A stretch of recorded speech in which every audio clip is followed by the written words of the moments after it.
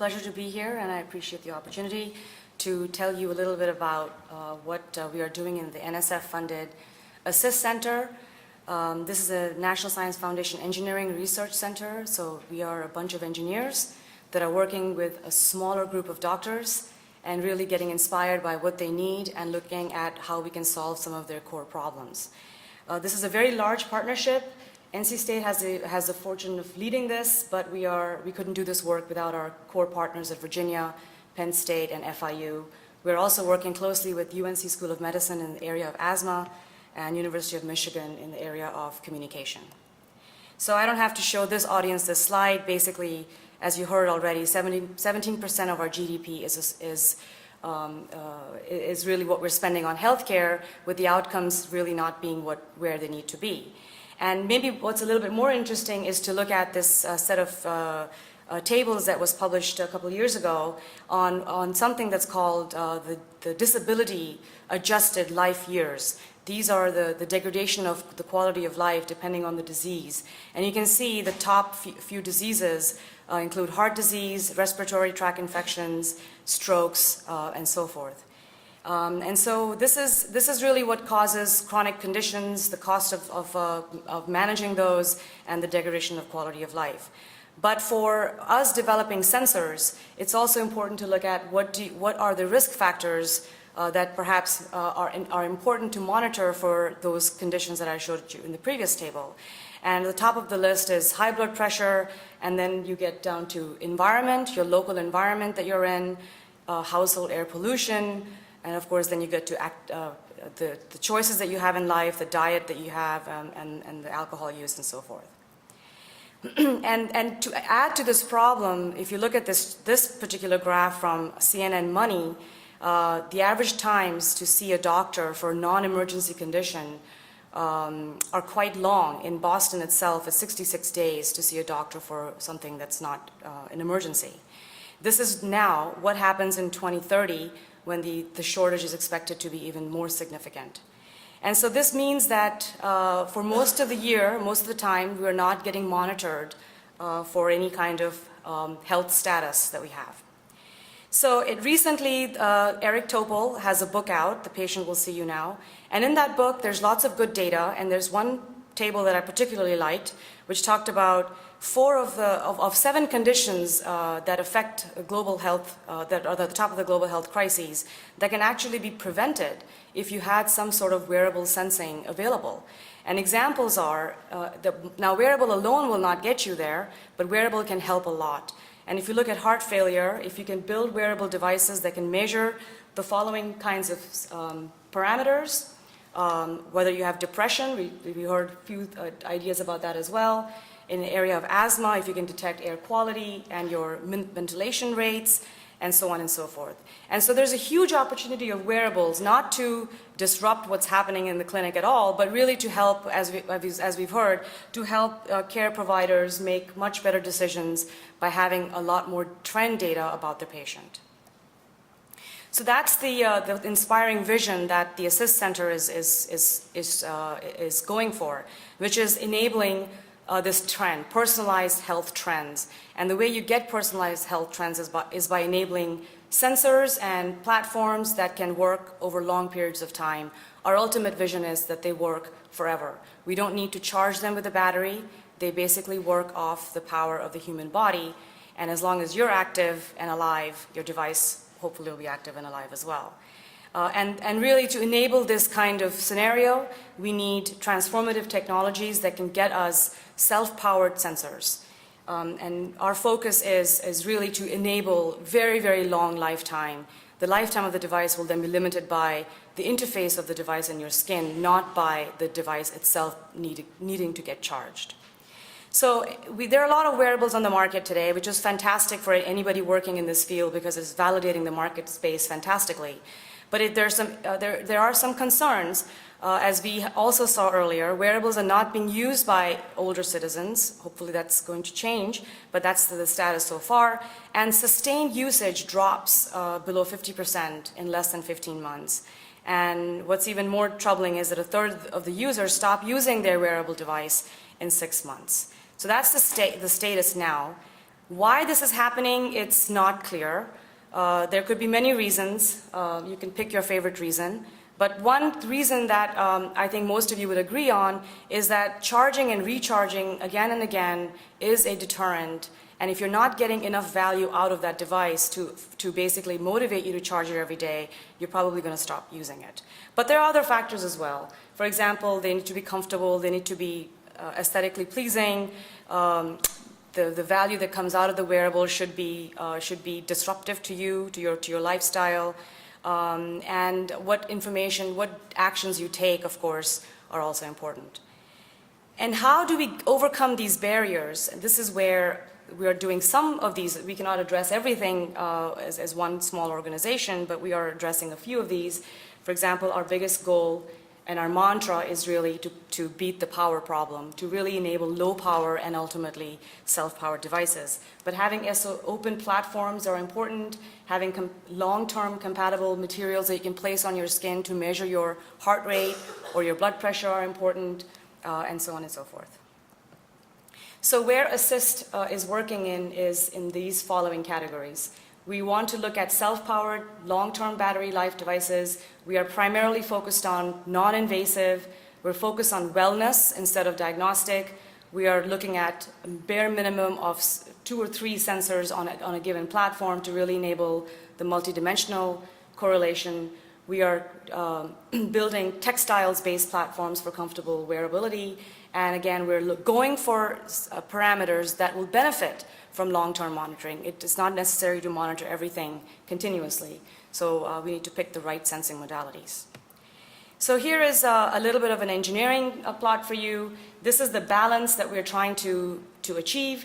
We want to supply the power to our wearable platform that's much larger than the power that's needed for your platform. And so we are beating this game, and the power that we are getting is from your own bodies in the form of heat and motion, and I'll talk a little bit about that. All right, so just I promise to keep this not very engineering intensive, but just to show you a little bit, this is the block diagram that we are guided by. On the left is your, let's say, your wearable device, whether it's a Fitbit or anything like that. It's got a bunch of important components in it, and our goal is to make sure that the power of each of these components is as low as possible. Just a comparison, just to give you a number, our targeted platform power levels are in the 100 to 200 microwatts, which is orders of magnitude lower than what you get commercially. So we are really trying to create this complete change in the power consumption. And of course, instead of recharging a battery, we are using the body to provide the power for this entire wearable platform. We are not ourselves working on the phone or the smartphone, for example, but you heard many examples today of apps that can be very powerful in changing decisions. But that's another issue, is when you have all these apps running all the time, what is the battery life of the phone? That's also a problem. And my phone these days, I have to charge it within 3 or 4 hours. So, all right, so can this be done? And the answer is yes. Our team has already demonstrated that a typical traditional EKG in a hospital setting can be converted to a mobile platform. But the innovation is not that it's on a mobile platform. The innovation is that there is no battery in this EKG measurements platforms that we have developed. It's all running off of a thermoelectric harvester from the body. And the total power level that we are talking about is in this range, 20 microwatts, no battery, energy harvesting from the body. So this is possible. But EKG, for those of you who may know, is not a very power-hungry application. There are other applications like accelerometry and others that are more power-hungry. So how do we take this base platform and add more sensors on there, more vital signs or more things that you want to be looking at, and still keep the self-powered operation? That's really the main challenge that we are working on. So like I said earlier, one of our strategic goals was to stay non-invasive, to enable the long-term monitoring. It's likely that users will not put this on if it's invasive. So the question we asked is what can be detected non-invasively? So there are all of these biomarkers in different kinds of body fluids. There's body temperature. Environmental exposure is another huge area because of respiratory conditions that I mentioned to you earlier, things like ozone. Particulate matter, we are working with our medical collaborators at UNC to really explore this. The ECG, blood pressure, pulse oximeter, these are all things that can be detected non-invasively. Next question is what can be detected non-invasively and in a wearable format? And now the list gets a little bit smaller. Saliva, breath, and urine are not necessarily wearable over long periods of time. They require action based on the user. They are perhaps a more hassle is involved if you have to stop what you're doing and basically do a urine sample.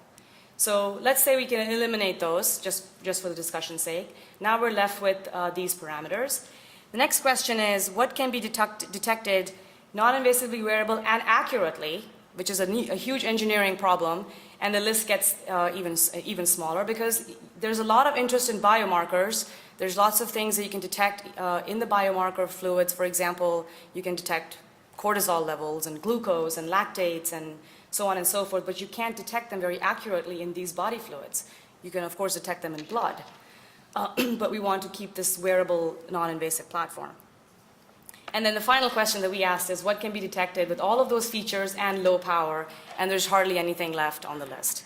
So this is the challenge that we face. And so the question is, can you play a trade-off between accuracy and long-term operation? Is there some advantage in going lower power in which you will definitely lose some accuracy, but if you have that lower accuracy data over long periods of time, is there some value in that?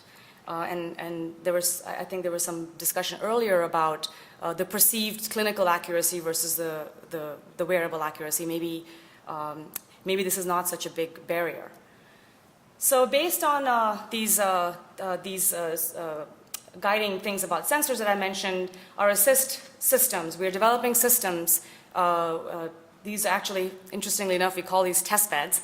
But these are test beds from the hardware point of view, and we are basically looking at multiple sensors. For example, we are building these on the chest and on the wrist. The chest has a bunch of sensors that can measure your EKG and accelerometer, and your wrist has environmental sensors. And the goal is that this data will then go into a platform, and there will be correlation that can be enabled with the software and the algorithm development to get a better understanding of respiration and environment that is of great interest to our medical collaborators. So we have built a first version of these devices already, and with every generation or every version, we introduce a new lower power technology in there. For example, in our latest version, we are looking at ultra low power ozone sensor, which is very important if you want to do continuous environmental monitoring. So here are some examples.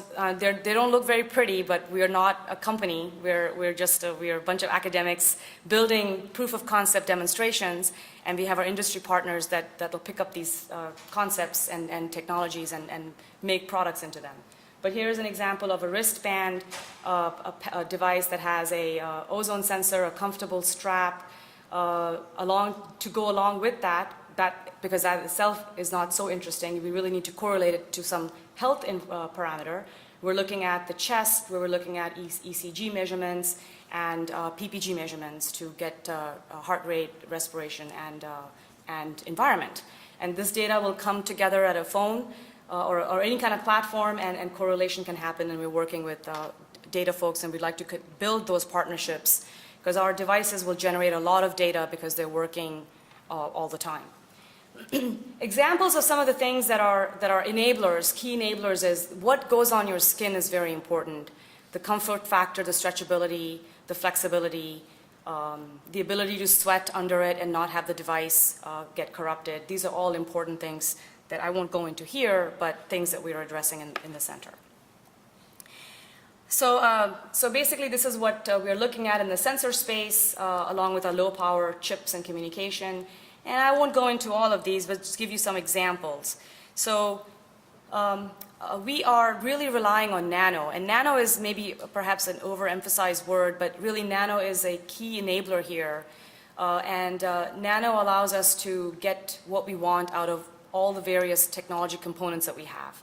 And so here are some examples of nanowires. These are about 100 nanometers in diameter here. And when you make this nanowire this small, your sensitivity to toxic gases gets higher, and your power level gets lower. So it's a double positive advantage. Here's another example of silver nanowires embedded into a polymer matrix that can be wrapped around your wrist. Again, something that is very important for flexibility and being able to make long-term measurements. All right, we're also looking at volatile organic compounds. Again, there's a connection, perhaps a connection with cancers, and the only way that we can try to address if there is a possible link is to provide cumulative exposure of somebody over long periods of time, years, maybe tens of years, and the only way perhaps to do that is to have the device that's passively working in the background, calculating your cumulative exposure. And so we're looking at the VOC concentrations that have been provided to us by our medical advisors, and we have built these very nice devices. They're little nanomembranes that are functionalized to attach to a particular volatile organic compound. And these are all very low levels of power. This particular one is about 75 microwatts. And here's one that has multiple channels of these membranes, and each channel can have a different functionalization layer then reacting with a different volatile organic compound.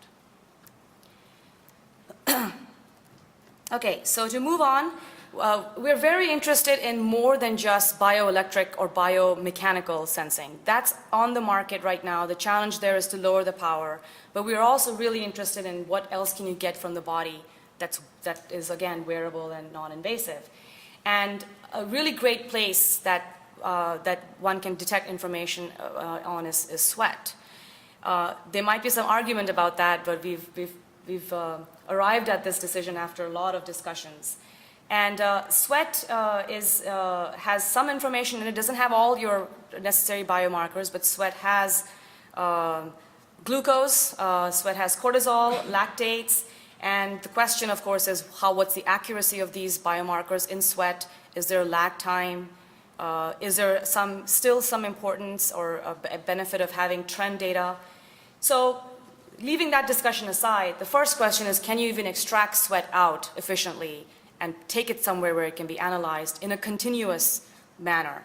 And so we have built these hydrogel pumps. Hydrogel is a material that's very biocompatible. It's mostly water, and it can be placed on the skin. And if you dope the hydrogel with certain dopants, they change the concentration of it, change the electric potential of the hydrogel, then you can create a little pump, an osmotic pump, that can suck out the sweat from the skin into the hydrogel, and through a microfluidic channel it can take it to be sensed for whatever you want to sense. So we're not stuck on any one sensor. We are building a platform that can allow you to remove the body fluid that you're interested in a non-invasive way. So here we are showing that we have developed this pump, this osmotic capillary pump. It can remove sweat from your skin at a rate that's faster than your sweat rate. So it'll be limited by how much you're sweating, not limited by the removal of sweat. So this is a very encouraging result. And we are measuring the 3 biomarkers that I mentioned. So I arrive now at cortisol. Cortisol is of great interest to many clinicians. It may not be indicated in one particular condition, but it seems to be connected to the outcomes of many conditions. And so having an understanding of cortisol over long periods of time is very valuable. Of course, it has its fluctuations of the circadian rhythm, but providing a platform which can measure it and track your cortisol levels is something that can be very powerful. And so we have been working on developing cortisol sensors that are repeatable. Right now, cortisol sensors are one-time sensors. You measure them and then with antibody approach, and then you have to dispose of that sensor and get a new sensor, which of course doesn't match up with our continuous platform. So we have developed this new technique, which is called molecularly imprinted polymers, and they allow us to make cortisol measurements at this time 5 times with the same device. Of course, the hope is we can make them 100 times, but it's difficult for cortisol. For something like glucose, this is not a problem. Okay, and so I'll show you a little bit about harvesting. I won't get much into it, but as you may remember, or from when I said earlier, we don't want to rely on charging of batteries. We want these things to be self-powered. And because of that, we are harvester agnostic. We will take the power from anywhere that we can get it, whether it's indoor lighting, whether it's your motion, whether it's heat from the body, but we do not want to rely on power being directed towards the device. So there are a lot of technologies, good technologies on inductively transferring power or directing the power to the device. We want this to be autonomous. So these are the areas that we are looking at. Actively in the center, we are working on thermal and motion. And solar is very mature technology. You can even buy flexible solar cells, and we have already demonstrated a pulse oximetry wearable device that is powered by a solar cell. So the only problem with solar is that when you're indoors like this, the power levels plummet. And so you need another good source of power. So here's an example of what I mentioned. We have a solar-powered activity band here that measures PPG as well. But our goal is to really do thermal energy power harvesting. And the way this works is you have a temperature on your skin at 98.6 degrees Fahrenheit, and then you have temperature in your environment that's hopefully cooler, and let's say 72 degrees. The temperature difference between your skin and the environment that you're in, that temperature difference can create a voltage if you have the right kind of material between those two interfaces. And so a thermoelectric material can convert that temperature difference into a voltage. And that voltage can then be used to power up your entire platform. The problem is that that conversion is very inefficient, and there are losses at every step of the way. And so we are really trying to figure out a way to beat those losses and get that 200 to 300 microwatts of power that I mentioned earlier. And the great news is that we're already getting, even with not the most optimized thermoelectric materials, we are able to get 100 microwatts on a wearable platform that's on the arm. So we're very excited about that. And these applications, of course, are health, but as you may guess, applications like this apply in other areas as well. The IoT space in general could benefit from energy harvesting. And here's a little bit of a zoomed-in look on the materials we're developing. This is a bismuth telluride nanocomposite material that we are working on at NC State, and it has very, very high figure of merit, much higher than what you can get out there. These are the kinds of advances we need to be able to make these platforms work for longer and longer periods of time and to really create the health impact that we have heard about. And you need storage. Even if you don't want to charge a battery, you still need a storage element in the platform. And there we have a supercapacitor demonstration where the batteries, if you may know about the battery field, after certain numbers of recharging, they die. And so we need something that has a lot of recharging capability. Again, recharging in the background, you don't have to be involved, but that can recharge over 1 million cycles. And that's when you need technologies like supercaps. And so we have some very exciting work going on in supercaps as well. All right, so to sort of finish up my talk, as I said, we are academic partnerships working on this goal. But really our industry partners are the ones that will help us take our ideas into the commercial space and also give us a lot of feedback. And we have a very large industry ecosystem. We have 27 members to date, and you can see some of the names here. We have a lot of local companies here working with us, but also a lot of global companies that are part of our center.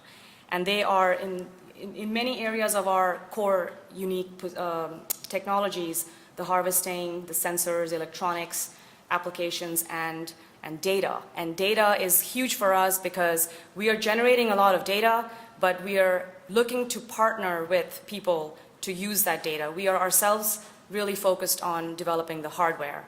And we would love to collaborate with you on looking at our data, validating our data, correlating it, and so on and so forth.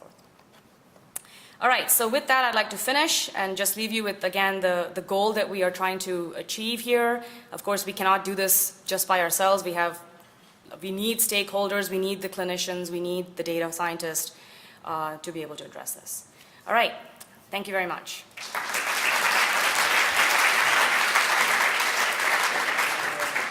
I realize it's lunch. So. We can take one or two questions if we have so many. Okay. I'll be quick. Really cool technology. My question is actually about the blood pressure and heart rate. I mean, the accuracy of blood pressure and heart rate through a wearable on your Yeah. wrist is Not great. Great. Like you found some good stuff there. I'm curious to know more. Yeah, so blood pressure, it's early for blood pressure for us. So I'll comment on the EKG measurements. So the accuracy question is great because it depends on the information that you want to get out of the EKG spectrum. If you just want to get R to R interval, let's say you want to get heart rate variability out of it, then you need to look at the interval of the peaks. And there, even if you have some inaccuracy or noise in the entire spectrum, you may still have very accurate R to R interval data. So I think we have to figure out, how do we define accuracy? Is it the accuracy in the actual raw data, or is it the information that we want to get out of it? And I think if you want to get out to interval, our accuracy is great. But if you want to compare the spectrum to gold standard hospital, then it's not going to be the same. So I think it's going to be and for every parameter, I think that needs to be addressed. What accuracy do we need? Really, really good point. But how much is good enough for some of these things? Right. Terrific presentation. I'm lucky enough to work with a group like yours at Right. UCSD. And the point that I want to make to the group is that this is largely NSF. Some of your work is NSF funded. And NSF does have a new portfolio, Smart and Connected Health. I don't know whether anybody in the room is funded by them. I had my first NSF grant. I was never funded by them until this happened. And so, heads up, because this kind of research is actually being supported, number one, by NSF, and so both for the calls for them. And then second, the Precision Medicine Initiative, there was a specific call up by Roger Pettigrew, who runs NIPAE, about these new bioengineering approaches to the kind of measurement that you're talking about. And so there will be calls, in all likelihood, for continued collaboration between people. So I'm just put emphasis on how productive this can be. It's been phenomenal working with again, a group like yours. Really, really productive. Thank you. Thank you. Okay, thank you very much.